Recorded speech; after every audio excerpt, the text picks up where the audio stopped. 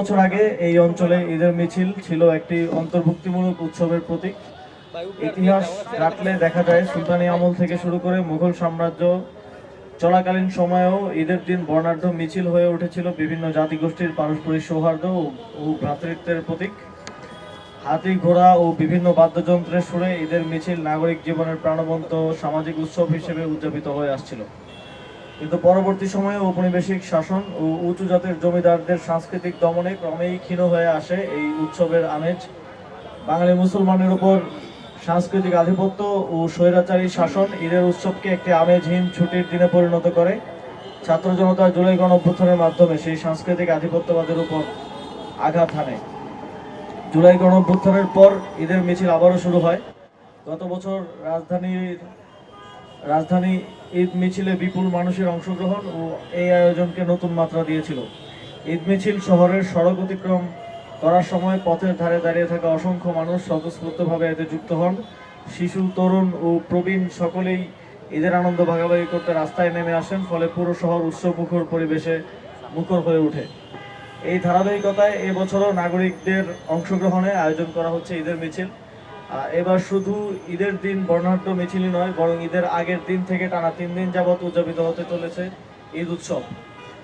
ঈদের আগের দিন চাঁদ রাতে রাজধানীর রবীন্দ্র সরোবরে আয়োজন করা হবে মেহেদি উৎসব ও সাংস্কৃতিক সন্ধ্যা। ধর্মবর্ণ নির্বিশেষে নাগরিকদের যে কেউ এই মেহেদি উৎসবে সামিল হতে পারবে। চাঁদ রাতে চলবে ঈদের গান, কবিতা ও নানা আয়োজন। ঈদের দিন সকাল 10টায় জাতীয় ঈদগাহের সামনে হাইকোর্ট প্রাঙ্গণ থেকে ঈদের মিছিল শুরু হবে। ঈদের নামাজের পর রাজধানীর বিভিন্ন পাড়া মহল্লা থেকে নাগরিক উদ্যোগে ঝটিকা মিছিল নিয়ে 10টার আগেই সবাই জড়ো হবে। ঈদের বর্ণাঢ্য মিছিলটি দোয়েল চত্বর হয়ে কেন্দ্রীয় শহীদ মিনারের সামনে থেকে শাহবাগ মোড়ে গিয়ে শেষ হবে। বিভিন্ন স্থান থেকে জড়ো হওয়া ঝটিকা মিছিলগুলোর মধ্যে সবচেয়ে জাঁকজমকপূর্ণ মিছিলকে পুরস্কৃত করার উদ্যোগ গ্রহণ করা হয়েছে।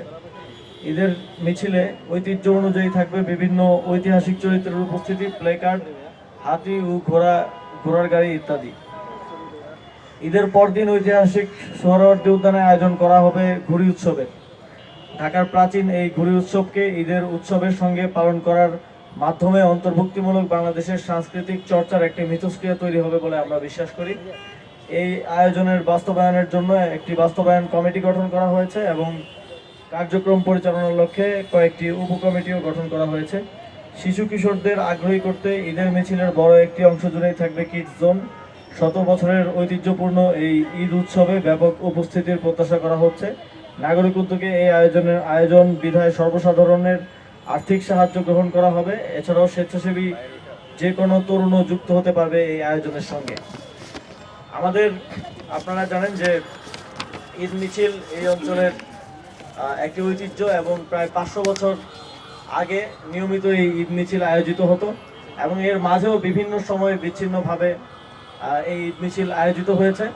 গত বছর আমরা ঢাকা নর্থ সিটি কর্পোরেশনের উদ্যোগে সেটা আয়োজন হতে দেখেছি এবং আমরা দেখেছি যে ঢাকার মানুষ সেটাকে খুব সাদরে গ্রহণ করেছে এবং ঈদের দিন একসাথে এসে আনন্দ উদযাপন করেছে। এবারও আমরা সেই সুযোগটা তৈরি করতে চাই এবং সেই জন্যই আমরা ঢাকার নাগরিক উদ্যোগে এবার ঈদ মিছিলটা আয়োজন করতে যাচ্ছি। এক্ষেত্রে আমরা সর্বসাধারণের অংশগ্রহণ এবং সকলের সহযোগিতা প্রত্যাশা করছি। আমাদের সাথে যে কেউ চাইলে ভলান্টিয়ার হিসেবে যুক্ত হতে পারবেন এবং আমরা এটি এক ধরনের ক্রাউড ফান্ডিংয়ের মাধ্যমে এই ঈদ মিছিলের ফান্ডটা কালেক্ট করব। আপনাদের সকলকে আবারও ধন্যবাদ। আপনাদের যদি কোনো প্রশ্ন থাকে এই সংক্রান্ত তাহলে করতে পারেন।